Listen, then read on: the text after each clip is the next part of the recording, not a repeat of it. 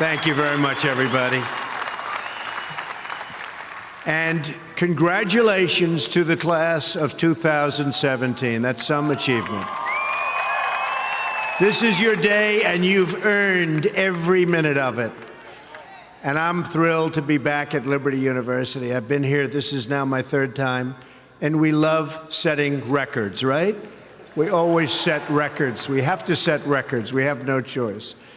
It's been a little over a year since I've spoken on your beautiful campus, and so much has changed. Right here, the class of 2017, dressed in cap and gown, graduating to a totally brilliant future. And here I am, standing before you as President of the United States. So I'm guessing there are some people here today who thought that either one of those things, either one, would really require major help from God. Do we agree? And we got it. But here we are celebrating together on this very joyous occasion. And there's no place in the world I'd rather be to give my first commencement address as president than here with my wonderful friends at Liberty University. And I accepted this invitation a long time ago. I said to Jerry that I'd be there. And when I say something, I mean it.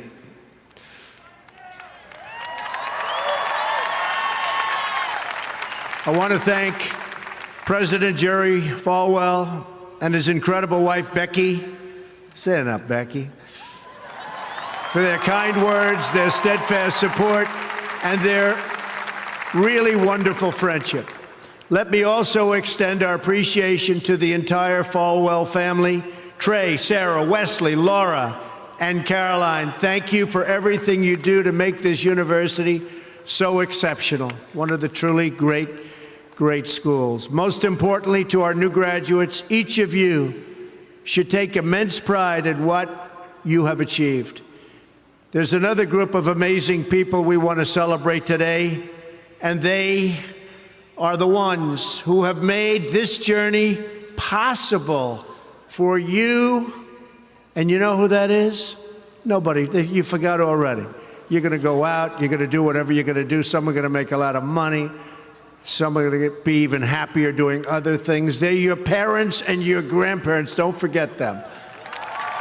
You haven't forgotten yet, have you? Never, ever forget them. They're great. And especially this weekend, let's make sure we give a really extra special thanks to the moms. Don't forget our moms, because graduates, today is your day. Today is your day. But in all of this excitement, don't forget that tomorrow is Mother's Day, right? I had a great mother. She's looking down now, but I had a great mother. I always loved Mother's Day. We're also deeply honored to be joined by some of the nearly 6,000 service members, military veterans, and military spouses who are receiving their diplomas today. Would you please stand? Please stand. Wow.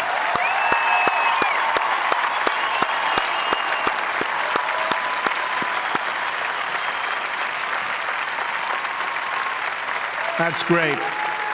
Thank you very much. Great job. We're profoundly grateful to every single one of you who sacrificed to keep us safe and to protect God's precious gift of freedom. It is truly a testament to this university and to the values that you embrace that your graduating class includes so many patriots who have served our country in uniform. Thank you very much.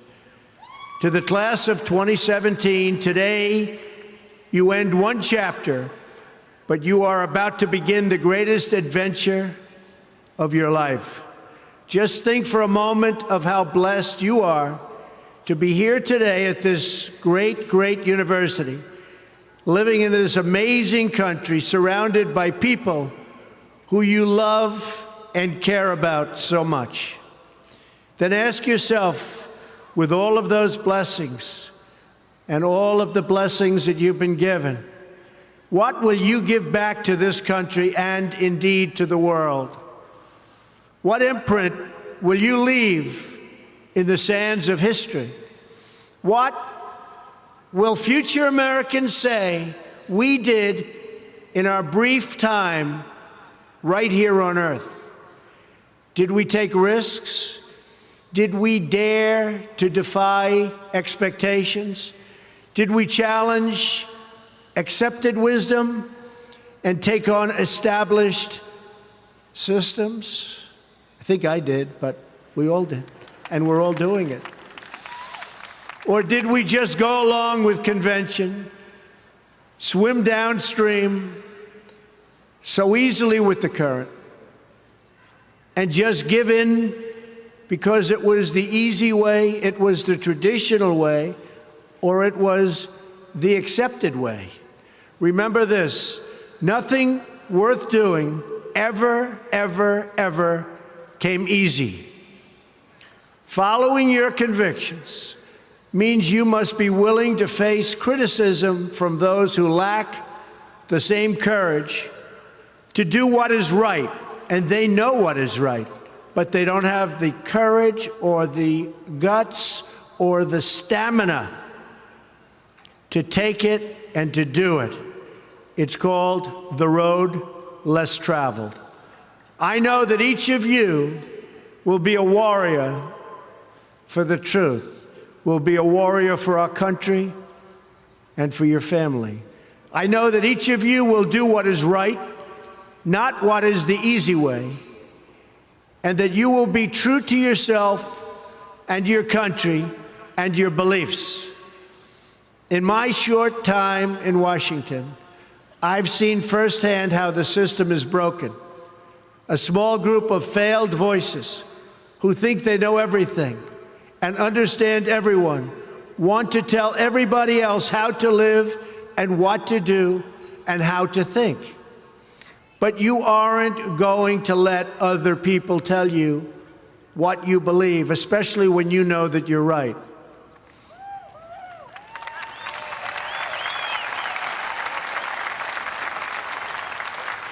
And those of you graduating here today who have given 500,000 hours of charity last year alone, unbelievable amount of work and charity, and few universities or colleges can claim anything even close.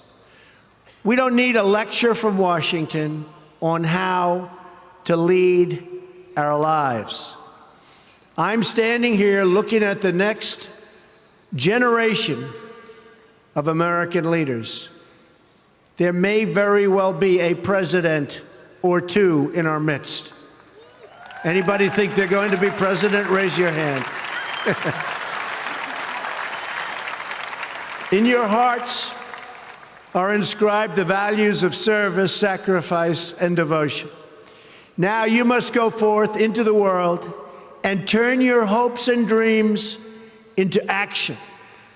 America has always been the land of dreams because America is a nation of true believers. When the Pilgrims landed at Plymouth, they prayed. When the founders wrote the Declaration of Independence, they invoked our Creator 4 times. Because in America, we don't worship government, we worship God.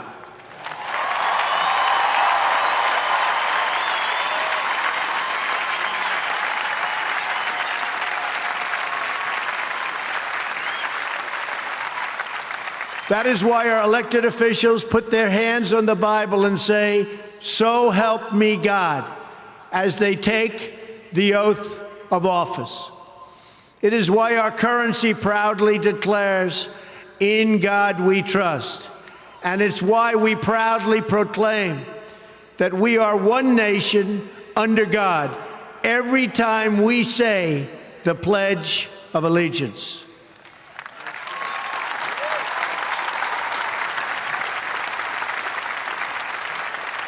The story of America is the story of an adventure that began with deep faith big dreams and humble beginnings. That is also the story of Liberty University. When I think about the visionary founder of this great institution, Reverend Jerry Falwell Sr., I can only imagine how excited he would be if he could see all of this and all of you today, and how proud he would be of his son and of his family. In just 2 days, we will mark the 10th anniversary of Reverend Falwell's passing. And I used to love watching him on television, hearing him preach. He was a very special man. He would be so proud, not just at what you've achieved, but of the young men and women of character that you've all become. And Jerry, I know your dad is looking down on you right now, and he is proud. He is very proud. So congratulations on a great job, Jerry. Reverend Falwell's life is a testament to the power of faith to change the world, the inspiring legacy that we see all around us in this great stadium. This is a beautiful stadium, and it is packed. I'm so happy about that. I said, how are you going to fill up a place like that? It is packed, Jerry. In this beautiful campus, and in your smiling faces, but it all began with a vision. That vision was of a world-class university for evangelical Christians. And I want to thank you because, boy, did you come out and vote, those of you that are old enough. In other words, your parents. Boy, oh boy, you voted. You voted. No doubt many people told him his vision wasn't possible, and I am sure they continued to say that so long after he started, at the beginning with just 154 students. But the fact is, no one has ever achieved anything significant without a chorus of critics standing on the sidelines explaining why it can't be done.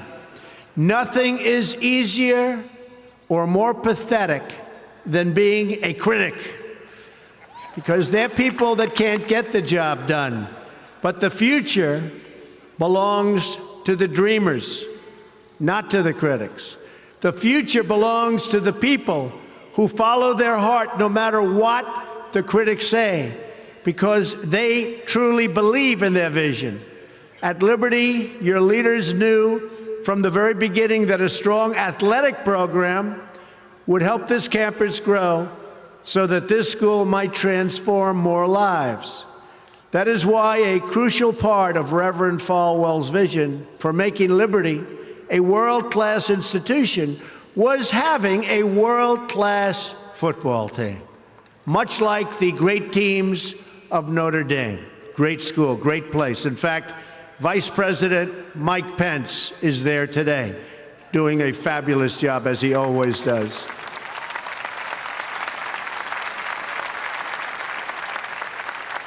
A few years ago, the New York Times even wrote a story on the great ambitions of the Liberty Flames. That story prompted a longtime president of another school to write a letter to Jerry. It's a letter that Reverend Falwell would have been very, very pleased to read. Jerry tells me that letter now hangs in the wall in the boardroom of your great university. It came from the late Father Theodore Hesper, who was the beloved president of the University of Notre Dame 35 years ago. Like this school's founder, he was a truly kind-hearted man of very, very deep faith.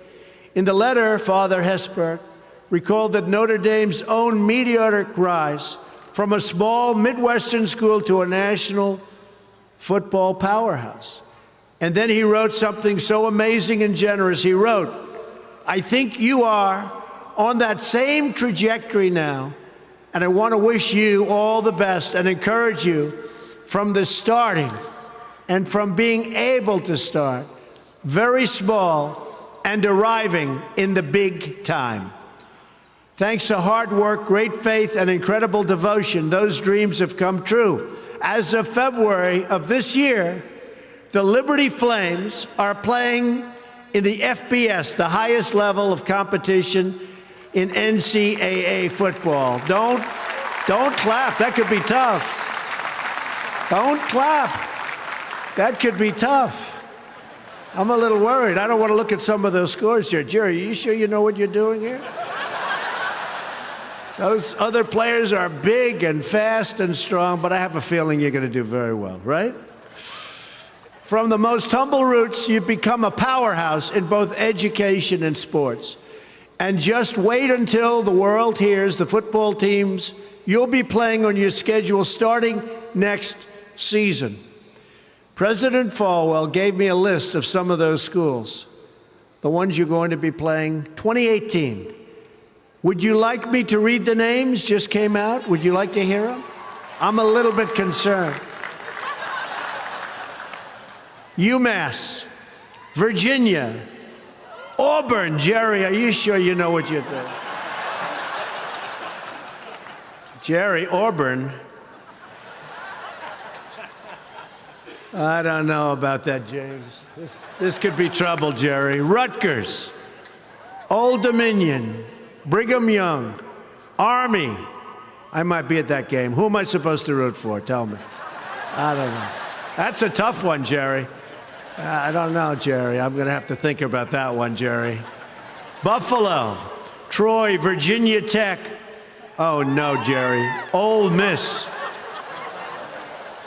And Wake Forest. Those are really top schools. That's maybe in 4 or 5 years I'll come to a game, right? You'll build it up.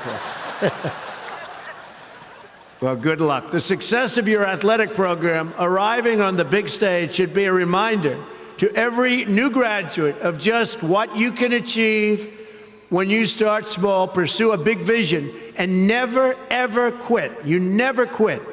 If I give you one message to hold in your hearts today, it's this: never, ever give up. There'll be times in your life you'll want to quit, you'll want to go home. You'll want to go home perhaps to that wonderful mother that's sitting back there watching you and say, Mom, I can't do it. I can't do it.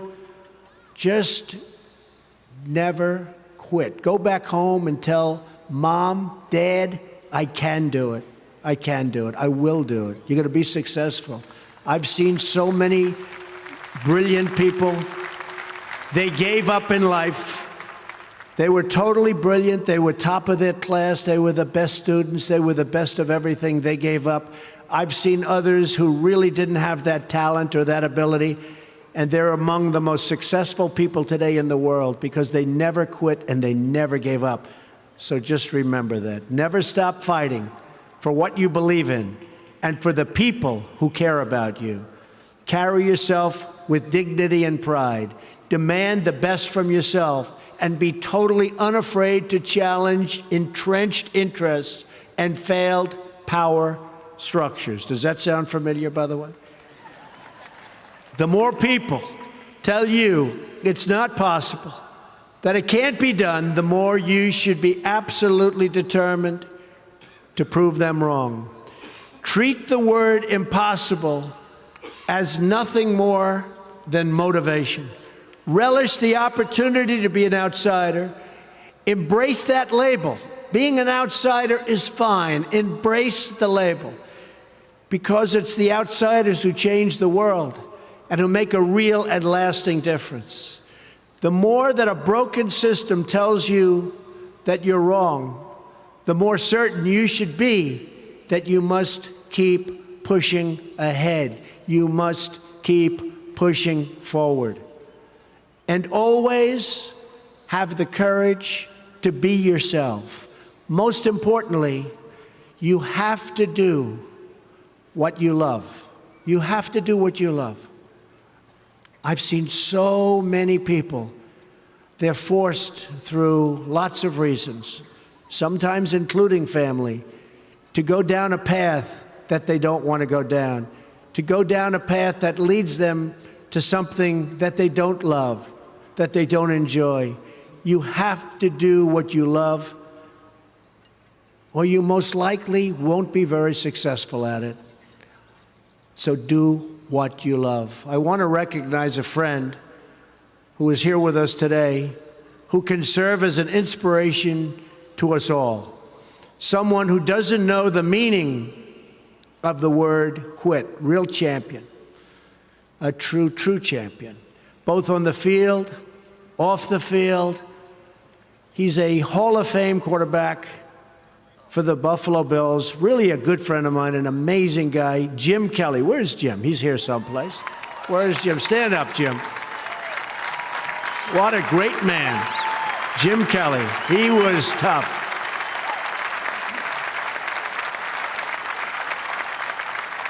Jim, do you have any idea how much money you'd be making today? They'd hit Jim, it was like tackling a linebacker. They'd hit Jim, 4 guys, 5 guys that weighed 320, and he'd just keep going down the field. He was much more than a quarterback. He had tremendous heart, and he knew how to win. Jim is tough, and his toughest fight of all was that he beat cancer not once but twice.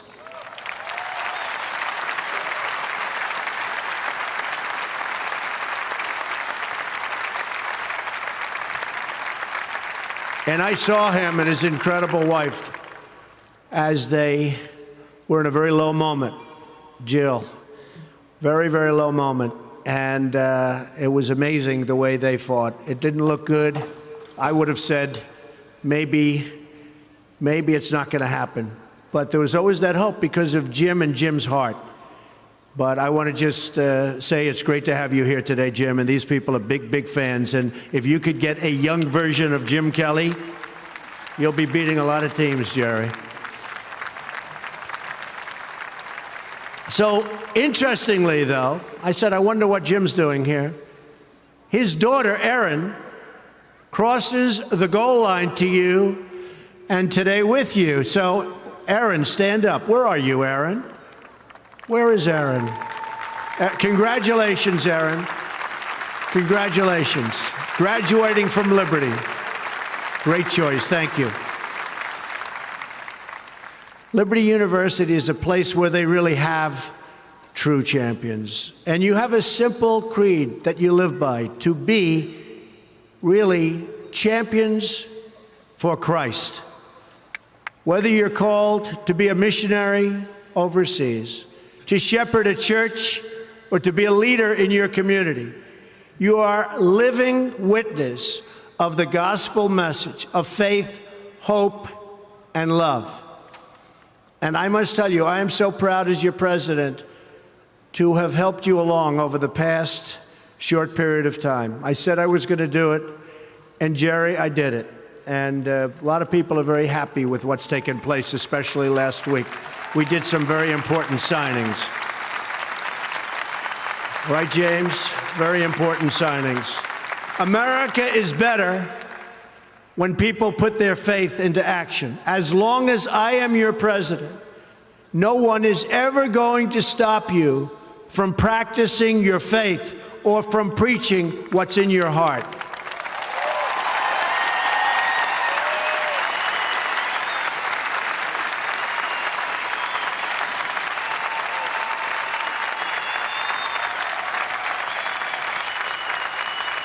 We will always stand up for the right of all Americans to pray to God and to follow his teachings. America is beginning a new chapter. Today, each of you begins a new chapter as well. When your story goes from here, it will be defined by your vision, your perseverance, and your grit. That's a word Jim Kelly knows very well, your grit. In this, I'm reminded of another man you know very well and who has joined us here today. His name is George Rogers, Liberty University CFO and Vice President for a quarter of a century. During World War II, George spent 3.5 years as a prisoner of war. He saw many of his fellow soldiers die during the Bataan Death March. He was the victim of starvation and torture as a prisoner of war. When he was finally set free, he weighed just 85 pounds and was told he would not live past the age of 40. Today, George is 98 years old.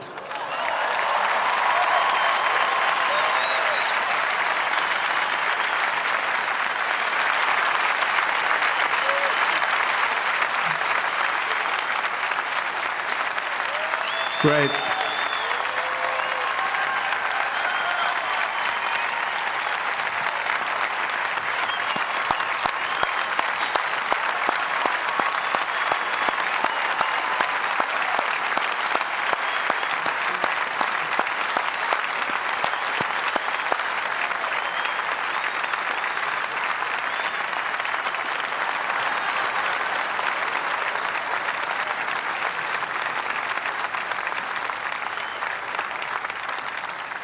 That's so great, George.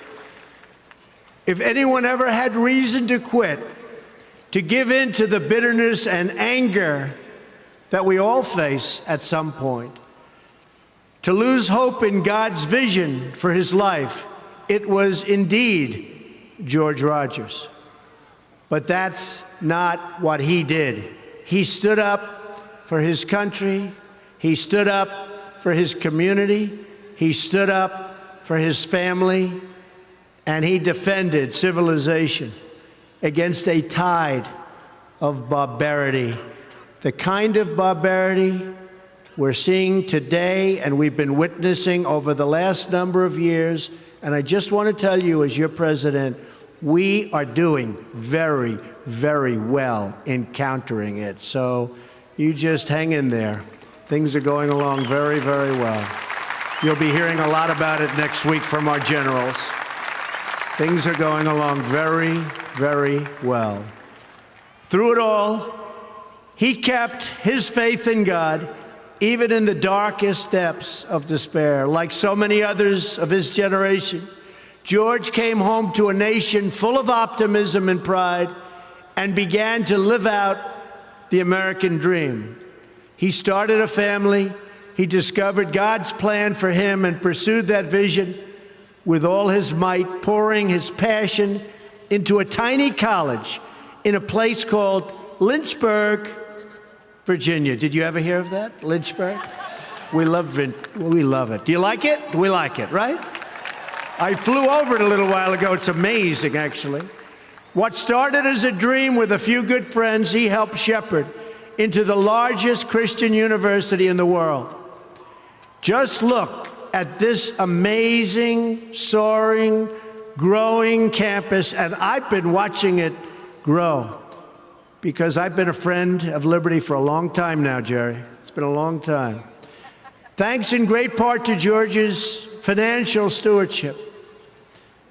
Hundreds of thousands of young hearts and souls have been enriched at Liberty and inspired by the Spirit of God. George, we thank you and we salute you, and you just stay healthy for a long time, George. Thank you.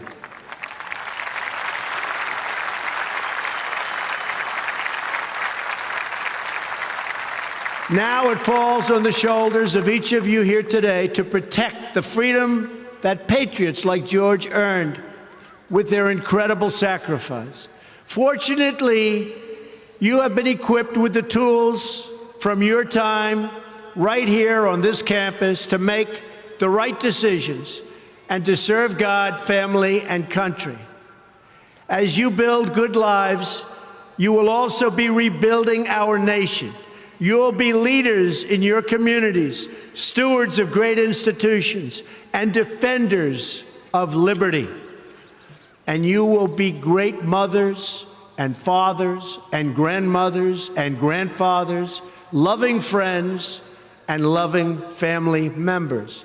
You will build a future where we have the courage to chase our dreams no matter what the cynics and the doubters have to say.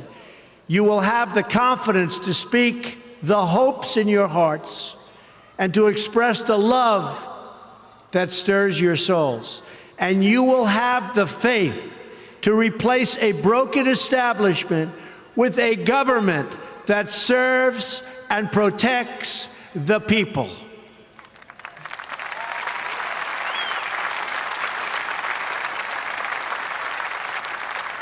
We must always remember that we share one home and one glorious destiny. Whether we are brown, black, or white, we all bleed the same red blood of patriots. We all salute the same great American flag, and we are all made by the same Almighty God. As long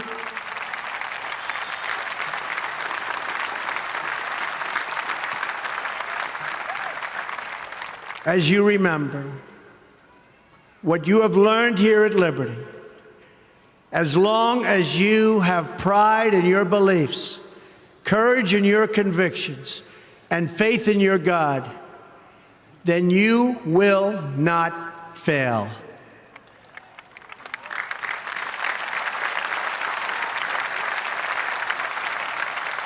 And as long as America remains true to its values, loyal to its citizens, and devoted to its Creator, then our best days are yet to come. I can promise you that.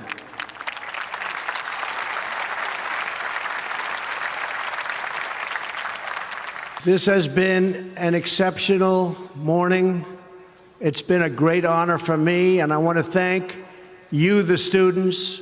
I also want to thank you, the family, for getting them there. And I want to thank and congratulate Liberty. May God bless the class of 2017. May God bless the United States of America. May God bless all of you here today. Thank you very much. Thank you. Thank you.